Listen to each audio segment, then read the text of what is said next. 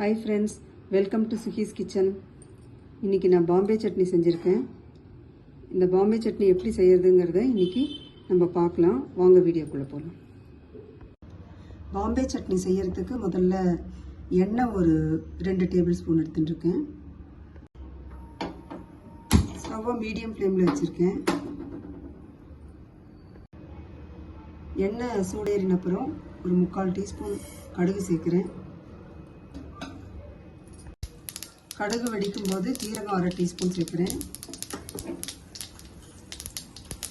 உளுத்தம்பருப்பு ஒரு 3/4 டீஸ்பூன், கடலைப்பருப்பு ஒரு 3/4 டீஸ்பூன் எல்லாம் சேர்த்து வறுத்துக்கணும். இப்போ 1 இன்ச் அளவுக்கு இஞ்சி பொடியாக நறுக்கி வச்சுருக்கேன், அதை இதோடு சேர்க்குறேன். பச்சை மிளகாய் நீல வாக்கில் கட் பண்ணி வச்சுருக்கேன், அதையும் இதோடு சேர்த்து கொஞ்சம் வறுக்கணும்.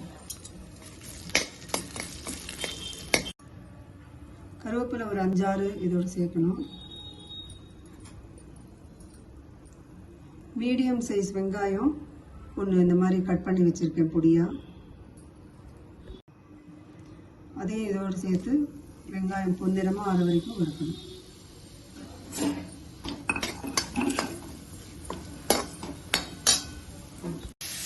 வெங்காயம் வதக்கும் போது உப்பு சேர்த்து வதக்கணும், கொஞ்சம் சீக்கிரமாக வதங்கிடும்.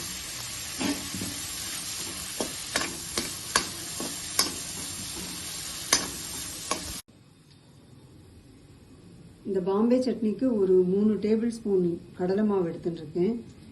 இதை வந்து தண்ணி சேர்த்து கொஞ்சம் கட்டி இல்லாமல் கலந்துக்கணும்.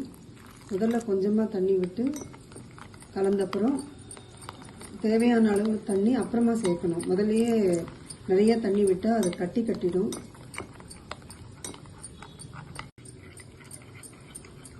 இந்த மாதிரி கட்டி இல்லாமல் கலந்ததுக்கப்புறம் இன்னும் கொஞ்சம் நிறைய ஒரு 200 ml தண்ணி இதில் சேர்க்குறேன்.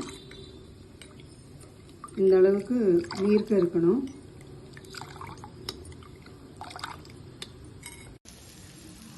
வெங்காயம் இந்த மாதிரி கோல்டன் ப்ரௌன் கலருக்கு வரும்போது இந்த கடலை மாவு கரைசலை இதோட சேர்க்கணும்.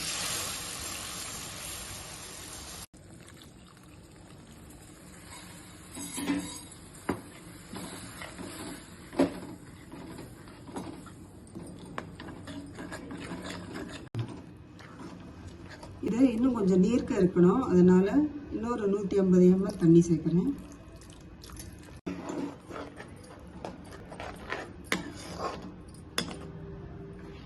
அடுப்பை மீடியம் ஃப்ளேம்லேயே தான் வச்சுருக்கேன். இப்போ ஒரு 1/4 டீஸ்பூன் மஞ்சள் தூள் சேர்க்கணும். உப்பு ஒரு 3/4 டீஸ்பூன் சேர்க்குறேன். ஒரு 1/4 டீஸ்பூன் காரப்பொடி சேர்த்துருக்கேன். இதை நல்லா கலந்து விட்டுக்கணும். உப்பு காரம் உங்களுக்கு தேவையான கொஞ்சம் அதிகமாக சேர்த்துக்கலாம், நான் கொஞ்சம் கம்மியாக தான் போட்டிருக்கேன். அடுப்பு மீடியம் ஃப்ளேம்லேயே தான் இருக்கு. இது கொஞ்ச நேரம் கொதிச்சா போதும். இன்னும் கொஞ்சம் கெட்டியான உடனே ஸ்டவ் ஆஃப் பண்ணிடலாம். இந்த அளவுக்கு இருந்தால் போதும். ஆறினப்புறம் வேற கொஞ்சம் கெட்டியாயிடும். இப்போ கொத்தமல்லி தழையை இதில் தூவிட்டு கொஞ்சம் பெருங்காயத்தூளையும் இதில் சேர்க்கணும்.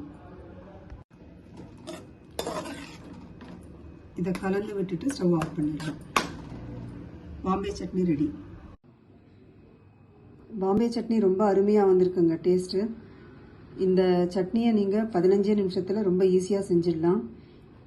சப்பாத்தி, பூரி, இட்லி, தோசை எல்லாத்துக்கும் அருமையான சைட் டிஷ் இது.